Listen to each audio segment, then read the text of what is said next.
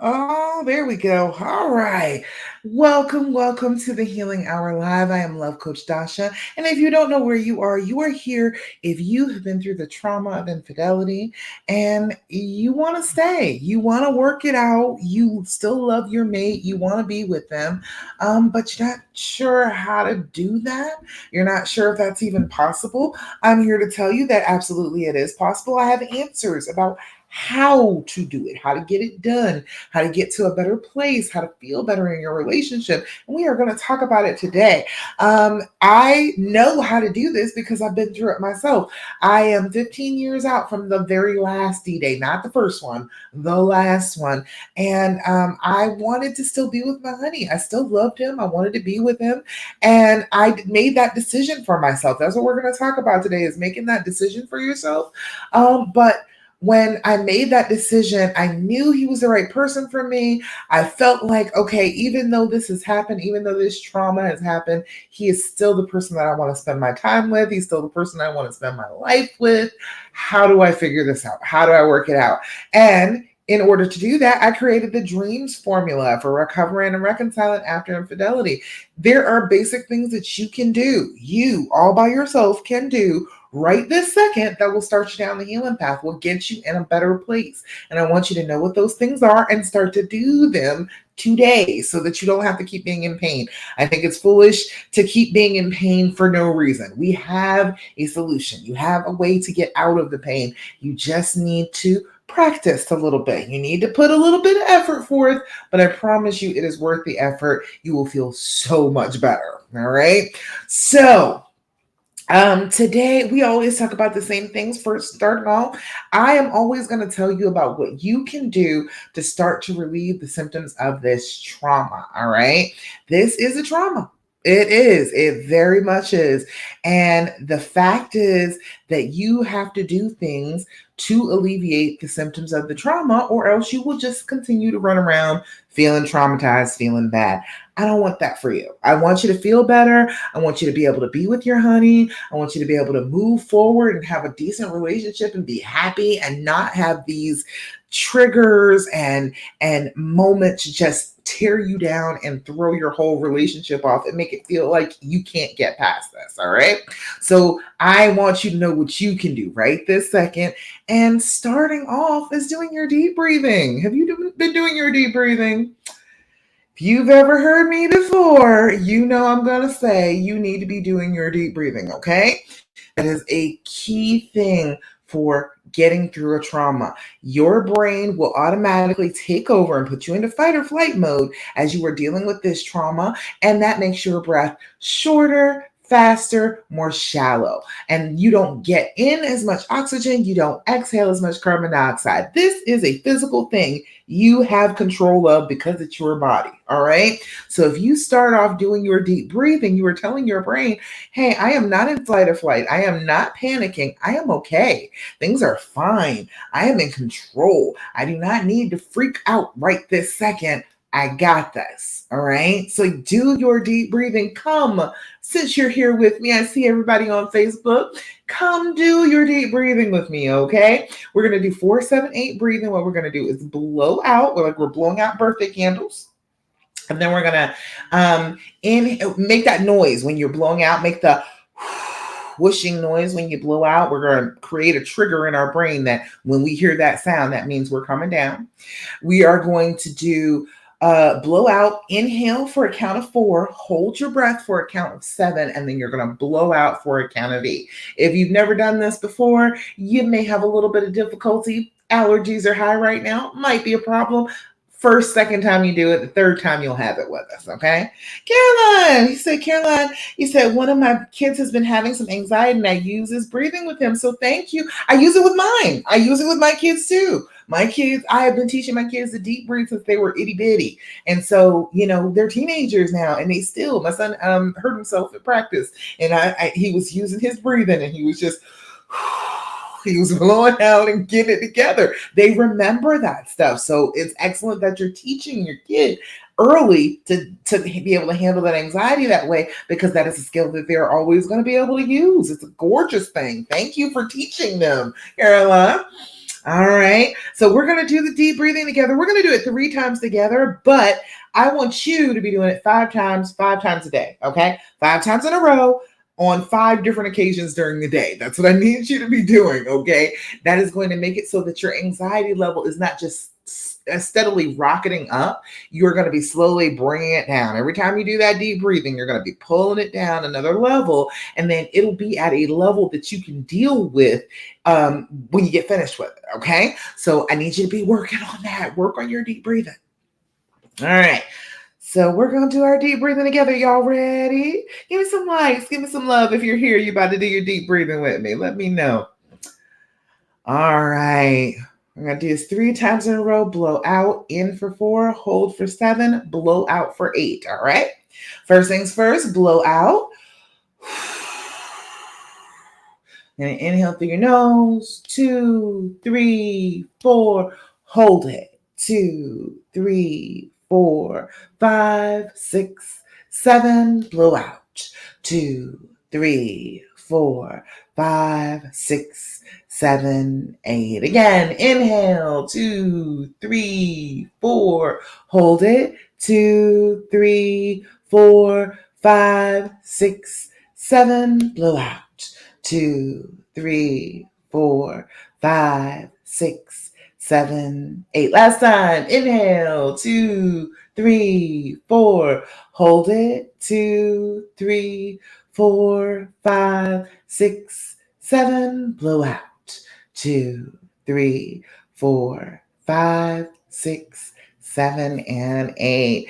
Beautiful. How does it feel when you are doing your deep breathing? Caroline, Emily, Regina, Selena, how does it feel to you when you are doing the deep breathing? It should feel better. It should feel like a little bit of weight is lifted, like you think a little bit better, that maybe you can sleep. Maybe all of a sudden you start yawning and feeling really tired. It is a difference because you are getting more oxygen and releasing more carbon dioxide. If you are anxious, that carbon dioxide level jacks up, makes you feel awful. And that is a real physical thing. This is not just about the fact that this is an emotional trauma. This is also a physical thing that's happening to you. So this is a physical thing that you can do, that you can hold on to, that you can control. And when you do it, you will feel better. Okay. So be doing that. Selena, you said better, right? I just threw a temper tantrum, so that helps.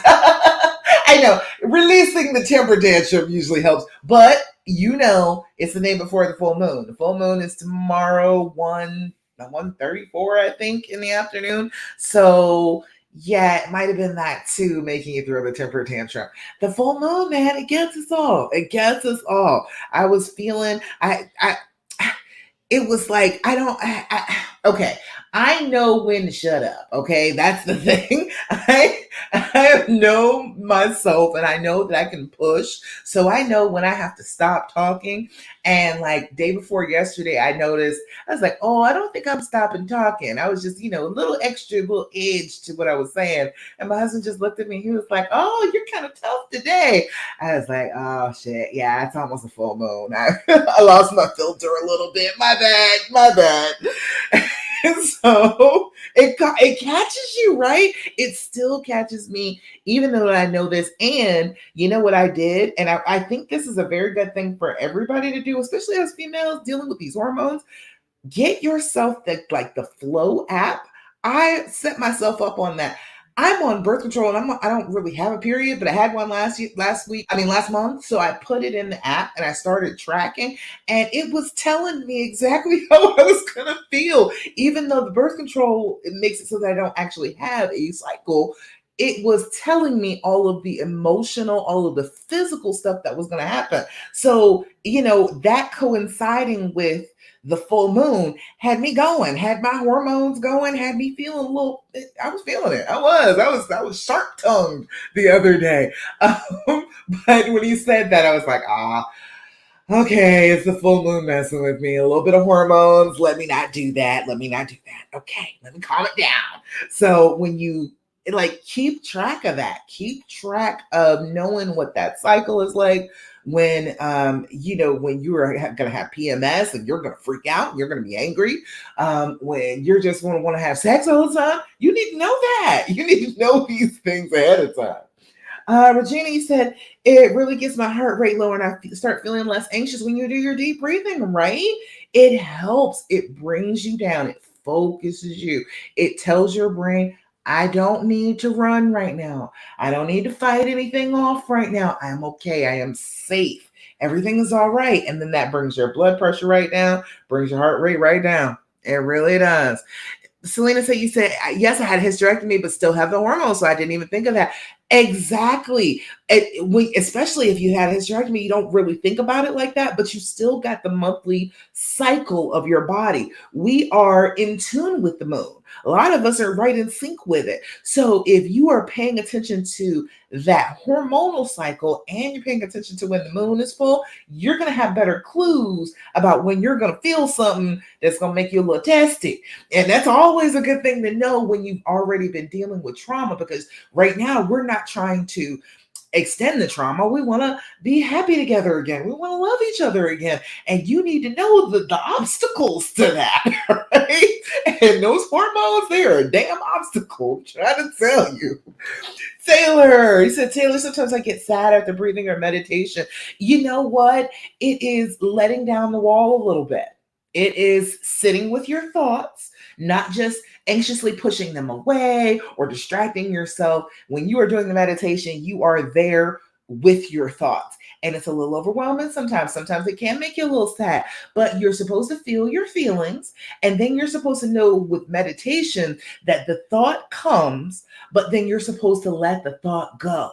All right. It is going to come to you, that you don't have any control over there, but you do have control over whether you're holding on to the thought. And so that's a lot of what meditation is recognizing that you are having the thought and the thought doesn't feel good. And I feel that that it doesn't feel good. Why doesn't it feel good? Okay. I've examined it. I've turned it around in my head a little bit. Okay, I'm going to exhale and I'm going to release that thought now.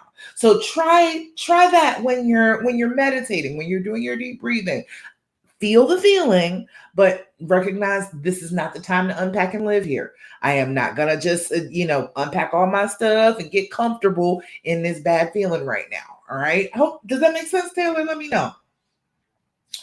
All right. The next thing, besides doing your deep breathing, you need to journal. Okay. Journaling is a clutch. Okay. When you are trying to get past a trauma of any sort, it doesn't have to just be this trauma of any sort, do your journaling. Okay. We need to be doing that on a regular basis. What'd you say there, Taylor? You said need to work on the release. I know, girl. I know it's hard. It's hard because you want to hang on to it, but hanging on to it isn't helping you. So, hey, if it's not working, we're going to stop doing things that don't work. So we're going to work on the release. We're going to let it go. We're going to feel that thought, feel the emotion, and then release it. If you need to come back to it, you can come back to it later. It's all right. It's not completely gone if you release it. It's just not messing with your brain at the moment. All right. All right. So, journal.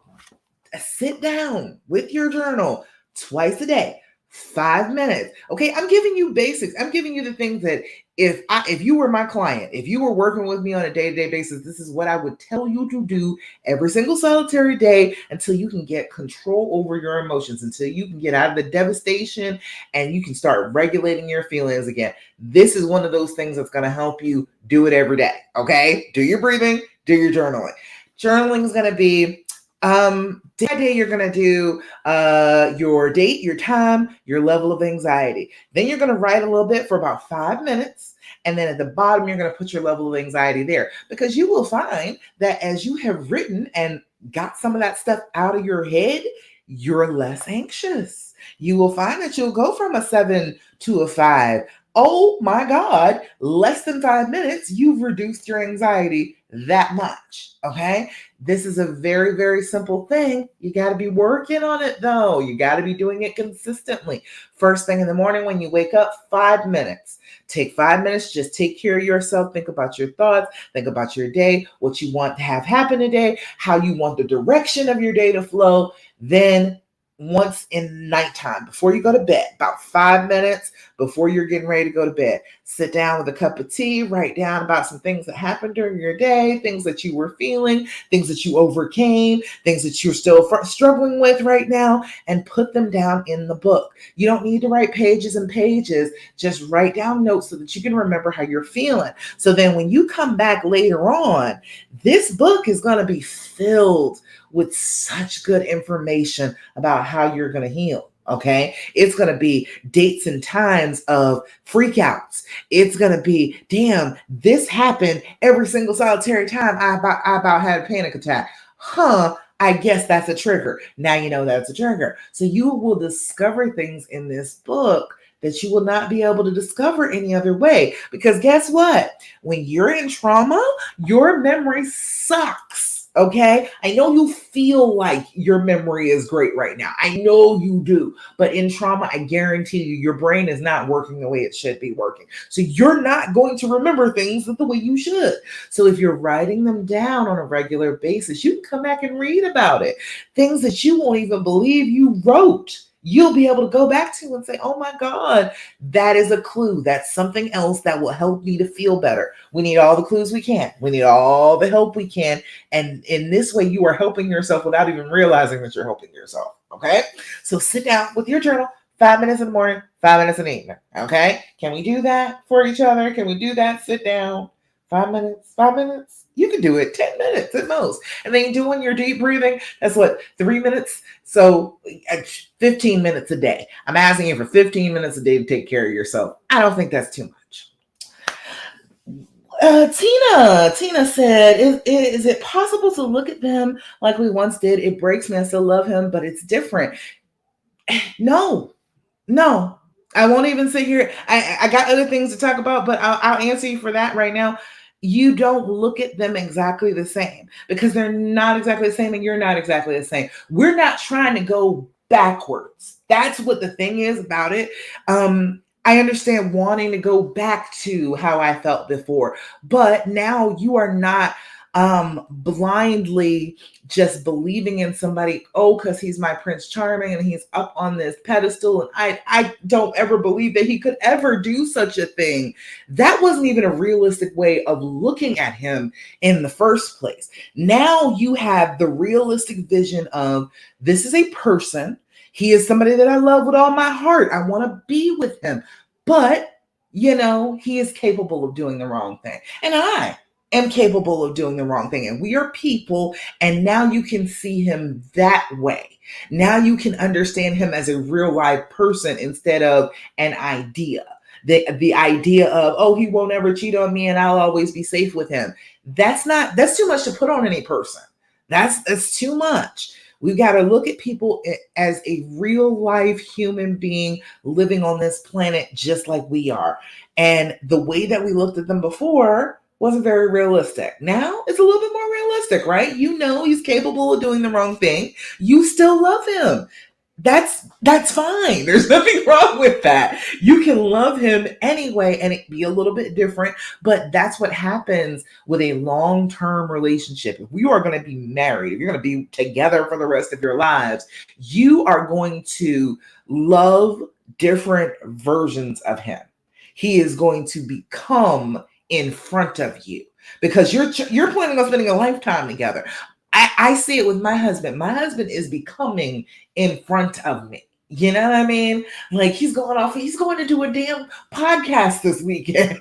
That is something he never would have done when I first met him. But he's growing, he's changing, he's becoming. So I love him in all of the forms, in wherever he is on the spectrum. He is going to be my person anyway, but I get to watch him like expand and become different and know that, part of that is because of me, Okay, so yes, that makes sense to you. I'm glad, Gina. Thank you. All right. Third thing. Oh, hey, Darcy. You said, what happens if it happened more than once? I stayed, Darcy. That's just what happened. I stayed. I knew I wanted to be with him. It happened more than once. It happened more than twice. It happened, shit. I don't even know how many times it happened. It was like 4 years. off and on of him cheating, and it happened more than once. And I decided to say, that's all. That's the what if. What if it happens again? You make your decision whether you want to be with the person or not. That's all. That's all it is. And, I made that decision, and he was being a complete jerk for a good 4 years, but it has been 15 years since that. So, he learned, he grew, he did better, and now it's much, much better. Now he tries to make sure that he's like always making sure he's doing whatever it is to show me that, hey, look, I appreciate you for sticking it out, and I love you anyway, and thank you so much, and I'm gonna do right. That's where he is at the moment. So if it happens more than once, that's not necessarily the end. If you don't want it to be the end, it doesn't have to be. All right. Let's see. Oh shoot, I got a Roxana. My husband cheated on me and was with this woman for 4 months. That means that's a relationship, now a relationship, right? Hell no, you're his wife. He can't just have a relationship with somebody else. That's not a relationship. That was play. That was not real. Girl, please. Just because he was playing around with her for 4 months, that's not a relationship. Stop taking that seriously like that. That was him playing around. That was him doing something that he knew he had no business doing, but you are his wife. You are his primary relationship. Don't try and give that position to anybody else. No, no. We're not even gonna make them think that them cheating like that is that serious. We're not gonna keep on encouraging them in that way, because they're like, oh well, if it was that serious and it's really a relationship, then maybe I should try and work it out with him. Oh, hell to the no. No, right? We can come back to that, but let me go ahead and finish with the other stuff. All right. So, other stuff that you can do, I want you to be able to do all on your own. I want you to be grateful. I want you to practice being grateful. I want you to make that be a thing that you do every day. Okay. That's what I want you to do. Oh, I didn't say everyone. Okay, add everyone. All right. All right. So for Thirsty Thursday, that's why I always do this, so that we can talk about the good stuff, the things that you are grateful for, the things that you are happy about. I want you to tell me about that stuff, okay? I know we're going to talk about all the bad stuff too, but if there's anything good that has happened in your week, you've got to be grateful for it, okay? For you to get from traumatized and hurt and angry back to happy, there is a segue in there, and grateful is the rock that you need to step on. Okay, we need to get from miserable to happy. Okay, grateful is something that you can agree on, that it is good no matter what. It is good, and your brain can't say, oh no, it's not good, you're not having a good time. No, I'm going to be grateful for this good thing that's happening. So I want you to be thinking about those things on a day-to-day basis. As soon as you wake up, first thing in the morning, ask yourself what you can be grateful for and start listing them all through the day. Okay, you need to be thinking about those positive things that are happening, so that your brain, your trauma, does not convince you that everything is just spoiled because of this trauma. Doesn't it tell you that? It always tells you, oh, everything is ruined because of this. Our whole relationship is ruined because he did this, right? It tells you that. It's not true. That's not true at all. Doesn't have to be at all. But it is how your brain works. So you got to just recognize that as a fact and start really focusing on trying to focus your brain on the good things, so that your brain will start following along thinking about the good things. All right. It's Bionic Babe Selena's over here getting a pedicure right now as we speak, and that's what I'm talking about. That's queen shit right there. We out here chilling, talking, and you're getting your pedicure done. That's how you do it. All right, this very minute. So that's something good. Yes, it is something good. Girl, I need to get my toes done too. What color are you getting on your toenails? Let me know. All right, let's see who else. Lori, you are here. Hello, Lori. Lori said, I started a new adventure as a cause entrepreneur for One Hope Wine, where I am part of giving back to nonprofits across the U.S. Having something that helps me fulfill my passions has been a game changer personally and in my marriage. Girl, tell them about it. That's what I'm trying to say. You got to have your own life. You have got to have your own life. You got to have stuff going on that is important to you, that you can focus some of this nervous energy on and redirect that outside of your household, outside of your marriage. You have too much to give just for this one man, okay? I know he's wonderful. I know he's the person that you want to be with, but you are too much just to pour all of that onto him. He can't handle it, okay? Poor baby, he just can't. You have got to direct your goodness, your light out into the world for other people to witness and be a part of. You can't give it all to him. He can't take it all. He can't actually swallow all of it. Okay. So you need to have your own life, good things that you're doing for the world that are going to make you feel good about yourself and not just, oh, I got to feel good about myself because of my relationship. All right. So it's wonderful, Lori. Good job. I'm glad you're having a good time. Alicia said, cried today so much. I took the day off versus trying to hide my feelings on calls. Tiny step, but I did it for me. I know that's right, girl. The full moon was messing with you.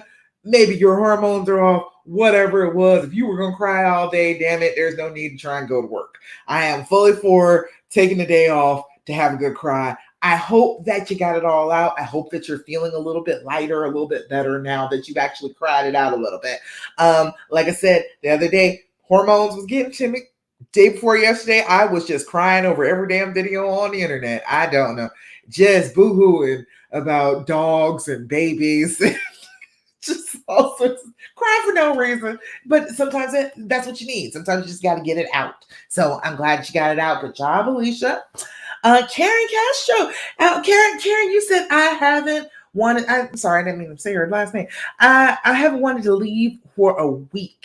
That's progress, girl. A whole entire week you didn't want to leave. I put a little dancing emoji underneath that one because damn, a whole week that you didn't want to leave. I know. If you can make it through a week sometimes, girl, that's all it really takes. If you can just make it through a week without wanting to just pack your bags and leave, you can make it. You can do it. So very proud of you. Good job, Karen. And Caroline, I have booked a weekend away for just the two of us, kid free. Hey, that's how you do it, girl. That's how you do it. If you're going to do it, whoo, don't take the children with you. You want to have a good time together. Yeah, it's hard bringing the kids with you. You got to be so much more responsible with the children there. All right. Darcy Roxana, you're welcome. You're welcome. Lori, all the hearts to you, babe. Selena, you said pink. I know that's right, girl. Oh, I had mine pink last week. I don't have any nail polish on right now. I just taken it off. But I don't know. I think I'm going blue on my toes.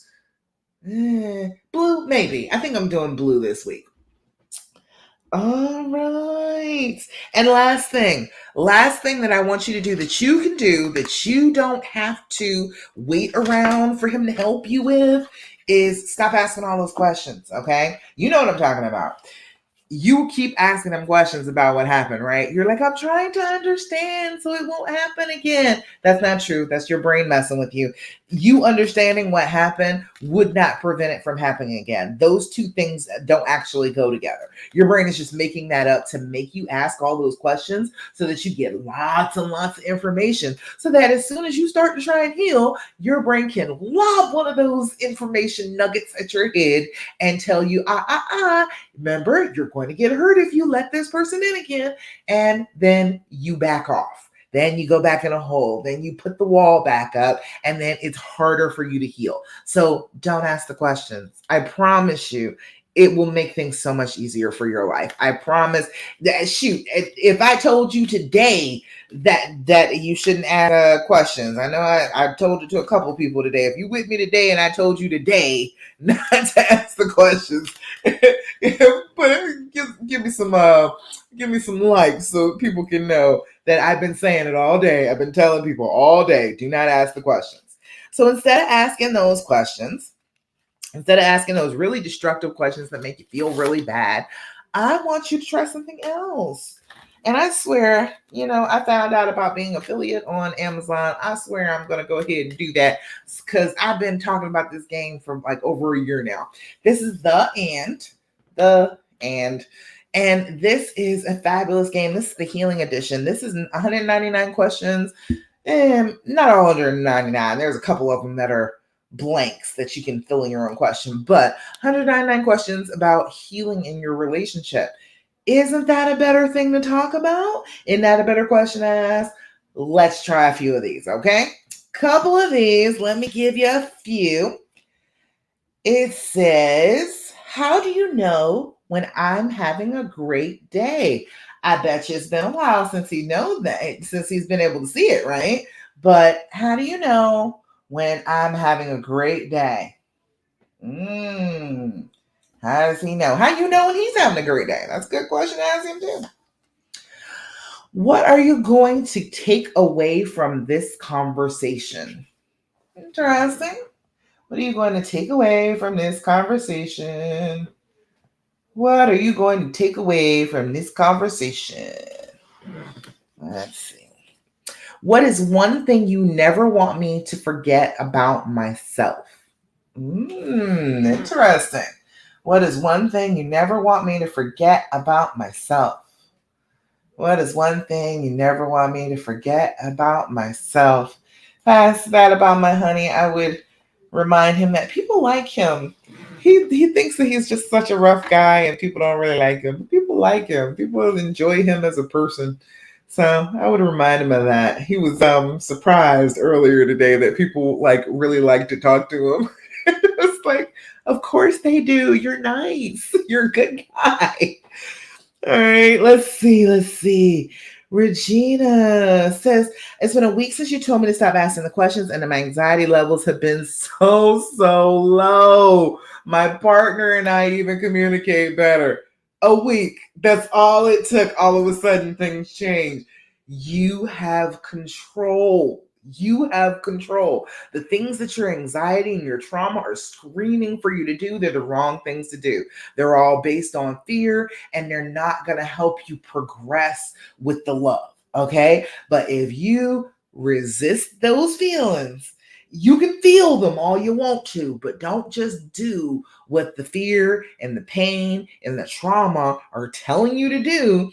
Every time you resist it, it works so much better. I'm so glad you said that, Regina. Thank you for telling people that that's how that works. It really does. When you stop sitting there dwelling in that past, you can't move forward if you're dwelling in the past. You can't get past here. He can't do anything good enough to even help you because you're not here. You're then. You're way back in the past. You back here experiencing something that is not actually happening in the moment. So he can't even help you. You got to be here now, present. Stop asking about the past. Stop asking about things that are going to hurt you and make you feel like crap. There is nothing good in finding out all the details.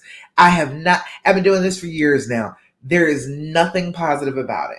If you sit there and get all of those details in your brain, your pretty little brain is going to use them against you. There's no need. All right, let's see. Angie said, Darcy, it happened to me 4 times the same. I know, girl, but it does happen. We have a lot of men out here who have been raised that, oh, well, you got a girl. Well, how come you don't get another one? Like, they have been taught that they're supposed to be dogs. It's hard. It's hard to get out of what you've been taught your whole life. You know what I mean? I'm sure you have something that you were taught your whole life and come to find out that is not conducive to you being happy in your life. But now it's like, okay, how do I put that down? What do I do about that? And that's why the decision is the first thing in the dreams formula. It's making up your mind about what you want your life to be like. All right. Let's see. That's Mariah. Hello. You said that's well, I messed up. Oh, were you asking the questions? Don't ask the questions, Mariah. Don't do it. It's painful. It sucks. There's no reason for it. Ask those better questions from the game. Let's see. Elise, you said, how can I differentiate my gut telling me something versus my fear and anxiety making up a scenario in my head that I start to believe? At least where it happens. If it hurts, if it is loud and scary, it is fear. That's what it is. Your intuition is never screaming at you. Have you ever had one of those moments where you just know? Is that yelling in your head? No, right? It's a very quiet voice. It's a whisper. It's just in the back of your ear. It's like, hey, just so you know, this situation might be a little bit dangerous. You might want to go this way instead of that way. Some little clue. It's not screaming and raging in your head. It's not making your stomach upset because as soon as you think the thought, you get nauseous because your fight or flight instinct is kicked in. That's how you know. That's how you know the difference between your intuition and your fear. All right. Does that make sense? Let me know. Because it's so simple. Like if you really think back about like things that you have had like really strong intuition about, it wasn't scary. It didn't scare you. It was just certainty. You just knew, and then you could move forward and make a plan from there. The fear that you're experiencing prevents you from making any plans, doesn't it? It makes you feel all afraid and shuts you down and locks you into your body and into your brain, and then you don't even know where to go from there. So then you're just kind of shut down, crunched in on yourself, hurting because of whatever this gut thing is you're thinking that you feel. Does that make sense? Okay, yes, so true. Your body won't react negatively to intuition, only to fear. You're welcome. You're welcome, girl. I just want you to know it's a difference. It really is. That is a physical response. That's what your body does when you are having a fight or flight response. Your digestive system is affected. It's painful. It hurts because your blood is going in a different direction than it was a few minutes ago. When you're normal, it goes all the way out to your arms and your legs. It goes all the way up to your head. When you have that reaction, it shuts down the blood going to your core, going up to your digestive tract. It shuts down a lot of blood going to the front of your brain. It slows down a lot of stuff. It makes you feel bad. Your intuition doesn't feel bad. All right. Oh, let's see. I'm glad I can help you with that. Let's see. Darcy said, oh, so sorry to hear. Yeah, such a terrible feeling. Yeah, it's hard to trust again. It is. Let's see. Mariah, what are you saying? Are you supposed to just trust him when your intuition is telling you that something he could be lying? How we know? The thing is, trust is belief. Trust isn't knowing. That if you're looking for knowing, that's not trust. That is, I have checked it out. I've gathered the facts. I know for certain. That's not trust. That's not belief in another person. So yeah, at some point you do got to believe in them. Like if you're planning on being in a relationship for like the rest of your life and you just not gonna believe them, whenever you get triggered and your stomach tells you that something is wrong, you're always gonna believe the worst of them. Like, let me know. He said he could be lying. How do we know? Yeah, he could be. We could all be lying at every minute of the day. We actually could be. But we've got to trust each other. We got to believe in each other. We got to listen to each other. And maybe, all right, maybe people lie. Yeah. But that doesn't necessarily mean that he is going to cheat on you again. It doesn't necessarily mean what you think it means. It doesn't mean that he like disrespects you or something like that. It could be out of fear. Most lies are out of fear. So if he's telling a lie, what is he afraid of? What is going on in his head that makes him feel afraid? But if you can't catch him and you're like, oh, well, I can't actually catch you. I can't say for sure that this is evidence of that. Then there's nothing you can do but just trust him, believe in him. Believe the best of the person that you love. Girl, I try to be right. I do. I try.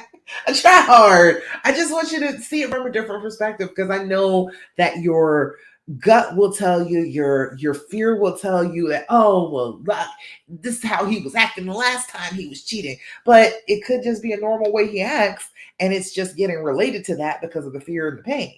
So, you got to work around, we've got to work on calming ourselves, regulating our emotions. That's the main key number one thing you're going to do. You have to decide. That's it. The first thing for the dreams formula is decide that you want to do this. This is a person worth it to you. And then you have to say, okay, because of this trauma, my emotions are all over the place. Because of this trauma, I am feeling vulnerable. I am feeling angry. I am lashing out, and I need to get control over those emotions before anything can go better than it is right now. And that's what you got to work on, is getting control of them, holding tight to them, telling your thoughts that no, I don't think he's cheating. I don't automatically believe the worst of him. Why are you thinking the worst of him? This is a person that we love. Cut it out. And you got to be telling your brain that on a regular basis, doing your deep breathing so that you show your body that you do believe it, and then doing your journaling, being grateful, because that changes the way your brain is operating. We've got to work on it. This was an automatic change that happened. This isn't actually you. The way that you are responding to him in this moment, it's not actually you. It is the trauma responding. You've got to be back in the driver's seat. Right now, you're a passenger. You just getting yanked around by your emotions, and we can't let that continue to go down if you actually want to heal. All right. Oh my goodness, what else? I lost my place. All right. Regina said, that's very true. When my fear and anxiety kicks in, my hands get cold, as opposed to intuition feelings. Your hands get cold. You know why your hands get cold? It's a real physical reason why your hands get cold. You have less blood flow to your fingers and to your hands.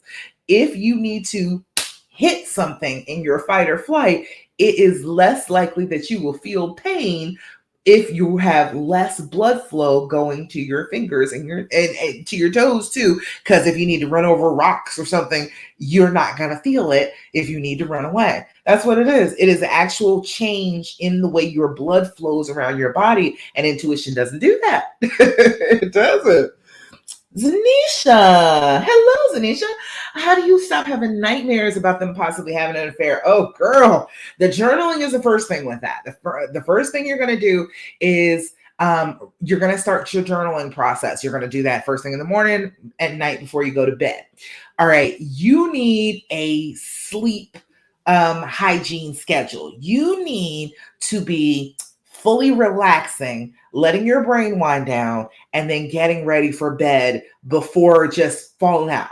I know we're moms. It takes everything for us to be able to get into bed at night, but give yourself a half hour. No, not even a half hour. Start early, about 7 o'clock. Take your phone. Your phone has a night mode where it will change the light from blue light to yellow light. Change that around 7 o'clock. It starts to get your brain ready, saying, okay, it's getting dark outside. It should be time for us to go to bed soon. All right. Then right before you get ready to go to bed, if you can jump in a warm shower, use some smell goods, do that. Jump out, put on something that you really like to sleep in, something that feels good, something that's soft, something that's not too heavy, not too hot on you at night. Nightmares can come from being overheated at night. So try and make yourself a little bit cooler than you typically are going to bed. If you pile up a whole bunch of blankets, you may need a fan. All right. So try and make yourself a little bit cooler than you normally are. And that's going to help with nightmares too. Then sit down and have yourself a little cup of tea and journal for about 5 minutes. Get the thoughts out of your head, put them down onto the paper as you're sipping your tea, unwinding, getting your brain ready to rest. Because, okay, we've already done some activity, brain. We have already sat down, we've journaled, we wrote about our feelings, we have put that out. But hey, it's time to go to bed. It's time to turn the computer off for a little while, shut this brain down, let it reboot, and then we can revisit that tomorrow. So as you're writing your stuff in your journal, you're thinking, you know what? When I wake up, I'll have all the answers. When I wake up, I'll know exactly what to do as you are going through your journaling process. And then when you wake up, a lot of the times you won't have had that nightmare. Zanisha, I hope that helps. I hope, It's a whole thing. If you can get a good sleep routine going, you will tell your brain when it's time to go to bed, and so then your brain will not be continuously trying to mull over things that it's worried about after you go to sleep. You've already sat down and thought about that stuff and then let yourself go to sleep. Does that make sense? That helps. Okay, good. I'm glad. I'm glad. Because it really does help. When you get that sleep routine going, get yourself a little melatonin gummy. If you need an edible gummy, whatever it is, right before you go to bed, get yourself some good rest. And that's a real key component to healing trauma. You must rest. When that's a huge thing. When people were in the hospital, I used to be a nurse, that was the key thing that they were missing because we wake them up all the time. But you need sleep and rest to be able to like heal. So yeah, you need that. Angie said, what if he cheated 4 times with the same woman? Oh yeah, well, she was easy, huh? That's what it came down to. She was easy, or they have some kind of like past history. Is that what's going on with that? Let me know what's going on with that. If it's the same woman, sometimes they just keep going back because they've got some kind of fantasy set up, and there's all sorts of reasons why they go back to the same person. A lot of the time it's just because this is the person that'll put up with the nonsense. They know doggone well that this man is unavailable, this man is with somebody else, but I'm gonna go ahead and keep on sleeping with him anyway. So yeah, a lot of the time it's just about that. It's just about the ease of use. So I don't take it very seriously when it's the same woman over and over again. It's just a laziness thing. It is just, who can I get to do what I want when I want them to do it? That's kind of what I feel about that. So I don't think that that's like a danger. I don't think that's anything that should be scaring you, worrying you, making you feel like, your relationship is in danger. Now, they get wrapped up in the ease. They do. Let's see, Mariah. All right. Is it logical to have his location? I want it, and he's not giving it to me because he says it will make things worse. Now I think he's hiding stuff again. Okay. Logical is different from what would be best in this situation. Logical, yeah. All right. If we were in a great place, yeah, it's okay with the whole location thing on.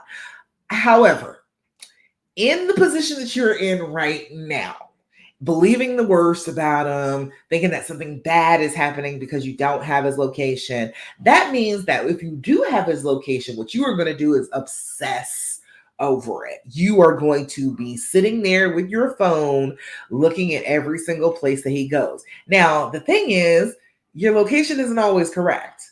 I was just going through it. It showed me they're like, oh look, there are places that you didn't get you didn't check in or something with me with today or this week. And hey, this is a place that you were at. Or were you here? And I was like, no, I'm not here. I wasn't there at all. What are you talking about? So you're gonna be sitting there obsessed over where that little dot is on the phone. And is he sitting at a light? Is he in somebody's apartment? Is he with somebody? It's going to drive you up a wall.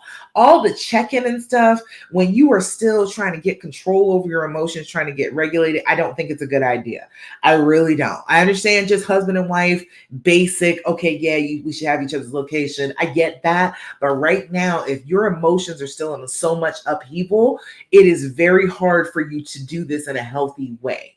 You're going to get obsessed about checking his location. You're going to. The fact that you're already obsessed about it now shows that you are going to get even more obsessed, and then you're going to be watching it day in and day out, trying to catch him at something, and you're probably going to be wrong, and it's going to start a fight. And for what? Is that going to strengthen the relationship, make things better, happier? No, it's not. So if it's not going to have that goal, don't do it. All right.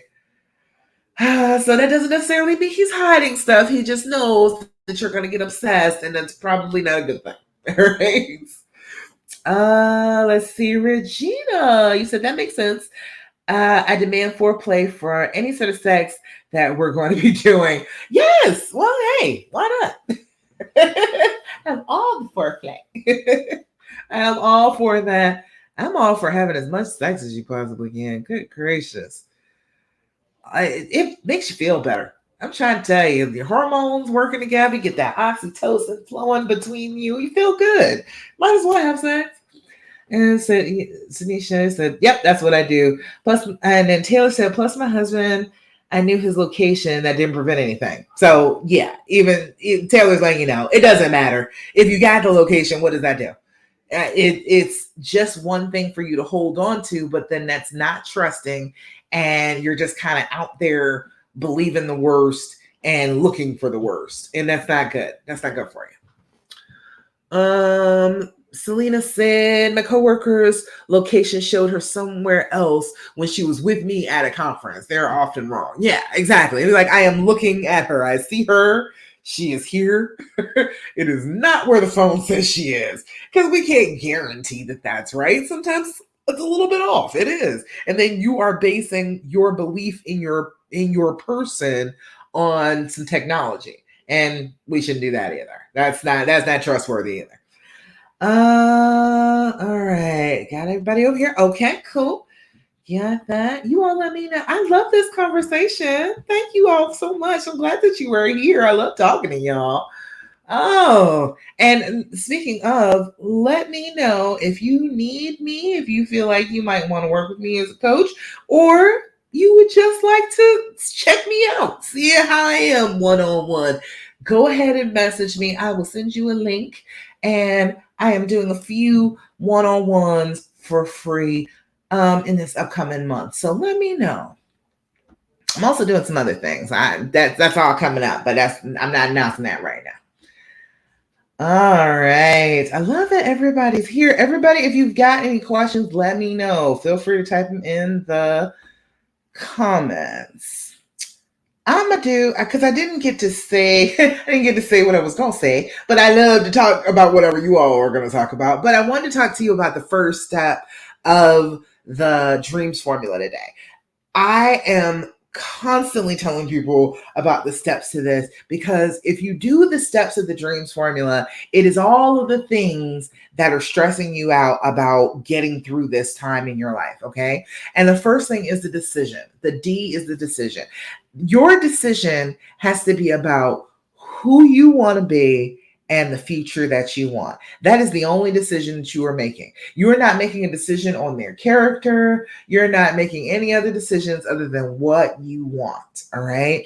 You got to make up your mind. Is this the person for me? Is this a person that I would feel bad that I lost? Is this a person that I would feel lost without? Is this a person that I believe is my mate? Is the person that I'm supposed to find? Is the person that is going to help me grow? Is that this person? If this is the person, damn it, forgive them. Decide that you're wanting to do that and do it. There's nothing wrong with that. And when you do that, what you're saying is, I want a life filled with love. I want a life filled with love with the person that I want to be with. And that is the future that I'm going for. I want you to just, say that to yourself, okay? Talk to yourself. Let yourself know that you're not doing anything wrong by making this decision, okay? You're looking in the direction of what you want. When you decide that you want to forgive, you want to move forward, you're not saying, okay, well, I'm looking at this terrible thing that happened to me, and I'm so scared that it's going to happen again, and I've got to worry about him, and I've got to track him, I've got to GPS him, and I've got to do all the things that will make me feel better. You're looking at pain. You're looking at struggle. You're looking at the past. That's not giving you anything for the future. So you need to make your decision that we're not going to live in this past anymore. We cannot live there, okay? You cannot physically time travel and sit there and live in that time anymore, all right? You're a time traveler. We have to come to the present and live in this moment and move forward, all right? You don't want to be going towards what you don't want, all right? So I want you to just recognize that the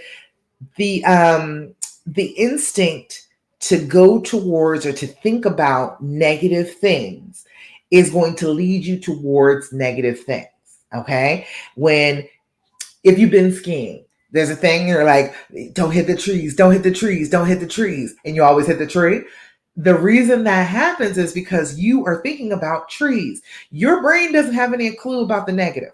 Okay. Whatever it is that you are thinking about, trees, that's what your brain is focusing on. So you're like, don't hit the trees, don't hit the trees. And you are aiming towards the trees. Same thing I was taught when I was learning to drive. They were like, don't look into the ditch. Okay. Don't look that direction because that's the direction you're going to steer the car.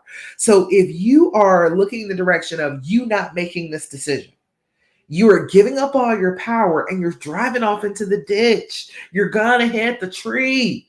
You've got to make up the mind about what you do want. I am working this out. I am forgiving. I am loving. I am whole. I am healing. I am happy. That is the direction you need to be looking in. And when you make the decision that you're going to forgive, that's what you're going towards. I'm going to be happy again. I'm going to be loving again. I'm going to let this wall down. We're going to be close. We're going to be okay. That is what you are deciding. The decision is going to help with the thoughts that are going on inside your head, the fear, the trauma, all the things that it's bringing up and bubbling to the surface. You can always go back to, hey, I've already made my decision. I know that these are stressful things that are going on in my life right now. I know that they're painful, but you know what? I've already made my decision about what I'm doing. Brain, you can keep on thinking the thoughts if you really, really want to, but I am not listening. That is not what I am doing. And then that gives you something to hang on to. It gives you an anchor. And then it helps with the haters too. Helps you deal with them too, and all that yakety yak about, oh, you shouldn't do this. You're going to be sorry. He's going to treat you like a doormat. All of that crap.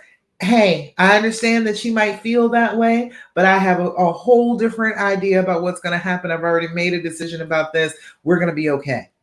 And then you can fight off haters like that. If you're very sure about your decision, you can dismiss the haters. Okay. So that is, we'll talk about a different part of the dreams formula for the next few weeks, but D is for making your decision. Make your decision. Choose what you really want.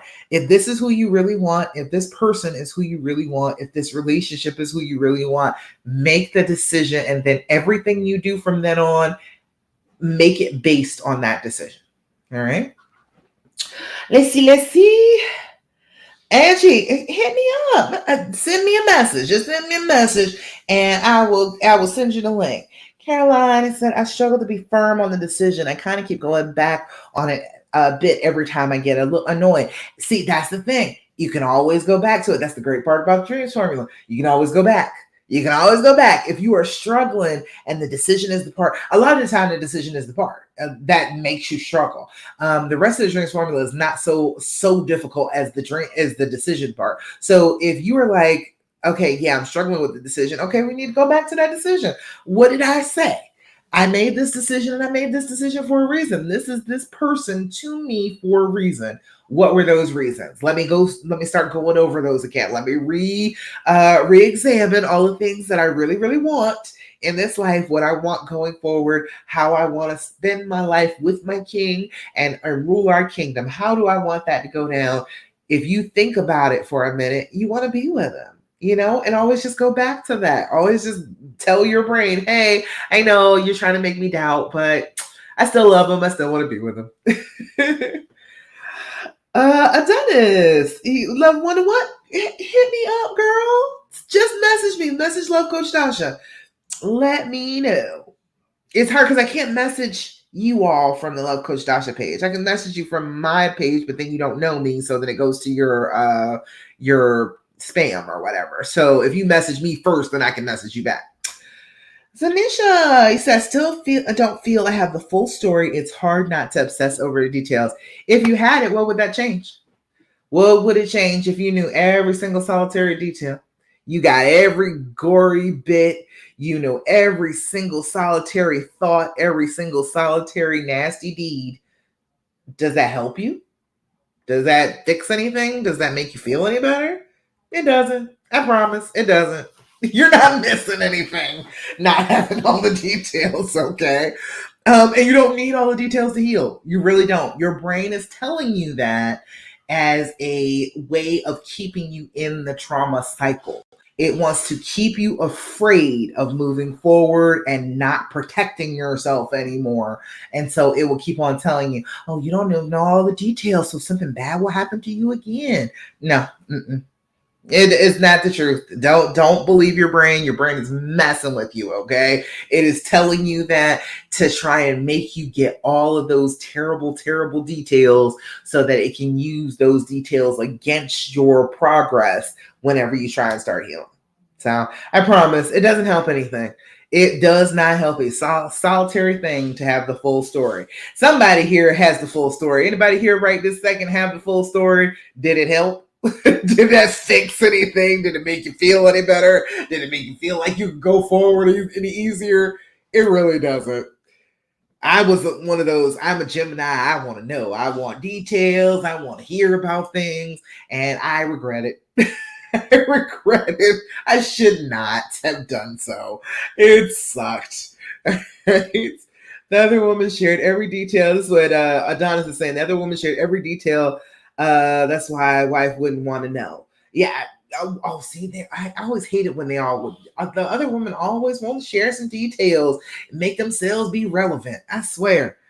Darcy said, "Yes, I have pictures. Doesn't help." Okay, so Tanisha, hey, I know it seems like you just got to recognize the fact that your brain is playing a trick on you, and it really would not help for you to know. For you to have all of the details that you want, it wouldn't help. All right. It makes it even harder. Donna said, hearing the entire stories from the other woman made it worse. She contacted me. Yeah, side chicks always trying to be relevant. I swear. Ugh. Like, okay, you knew the dude was with somebody. Then you want to go telling and when you're not getting what you want. I'm trying to tell you. It's a mess. But yeah, that doesn't help anything. You know, you can find out all the details and hear all of the things, but it doesn't make you feel any better. It doesn't help you in any way, shape, or form in actually healing, actually getting the relationship out of the ditch. It doesn't help. All right. I know it sucks, but it's so much better not to know. If you can help it, don't ask all the questions. You don't need to know that. You don't need that in your head. That's a terrible thing to have to carry around with you. Anybody who has it in their head wishes they could get it out. So I promise you, it's no need. There's no need. All right. Let's see. Did I miss anything? I don't think I missed anything. All right. That is most of what I was going to talk about today. So I'm here. Y'all got anything else? Any questions, comments, thoughts, complaints? Anything else you want to talk about? Anything else you want me to address?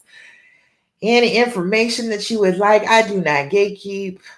I am here for you. I want you to know how to do this, how to fix this. You can. You really can. I promise you, you can.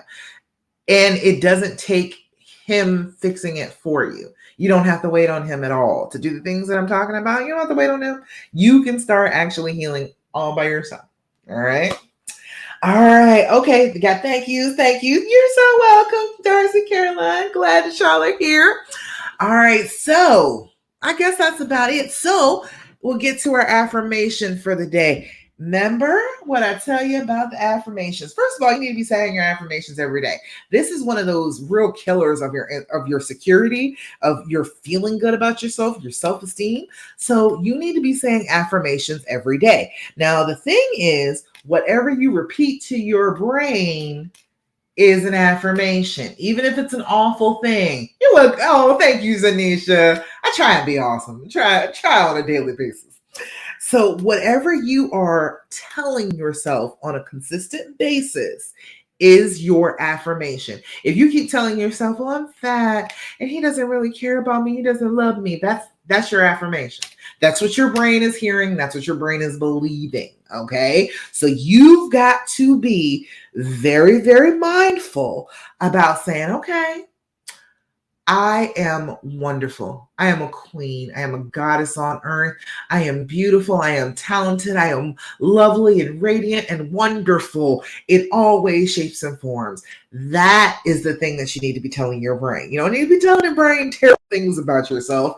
That doesn't work. All right. So every day you need an affirmation. You need something to tell yourself every day that is something positive about you all by yourself. So let's see. The affirmation I picked today is today I move forward. Today I see an obstacle as an opportunity to learn and grow. I like that one. I am with that fully.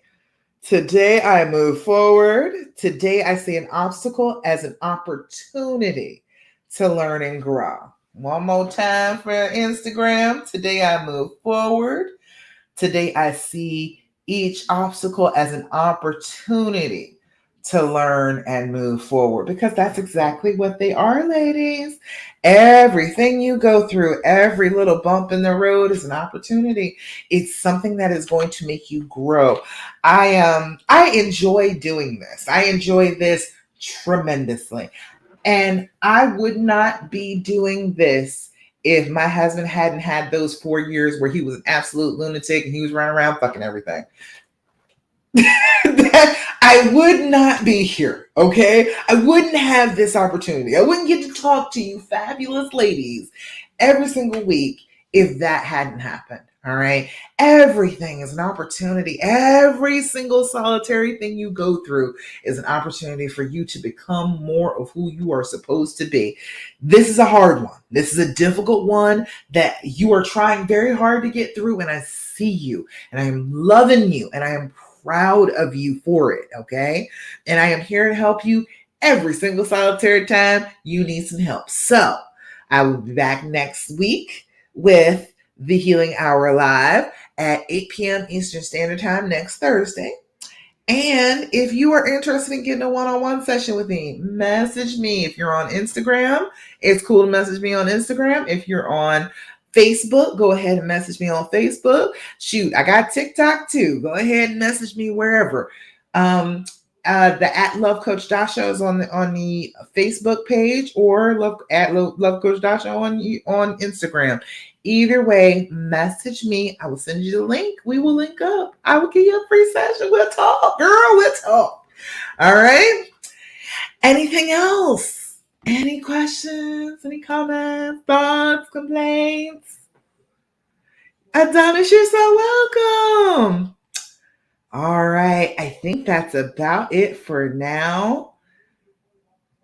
Look, and I hear my husband, he's playing his video game in the background. So I'm going to go. And now I get to go pamper myself a little bit, go take my shower, baby myself a little bit in the shower. And then I get to come and be with my honey tonight. What was that? All right, let's see. You're so welcome, Karen. I love this, girl. I love doing this. I love talking to each and every one of you. All right, so that's it. That's all I got for you. Thank you so much for joining me for the Healing Hour Live. I will be back again next week, 8 p.m. Eastern Standard Time. Watch out for that full moon tomorrow. I'll post it in the group. But other than that, I want you to know that you are loved, and I'm so, so proud of you. And I will check you out again next week. Bye. Bye, Instagram.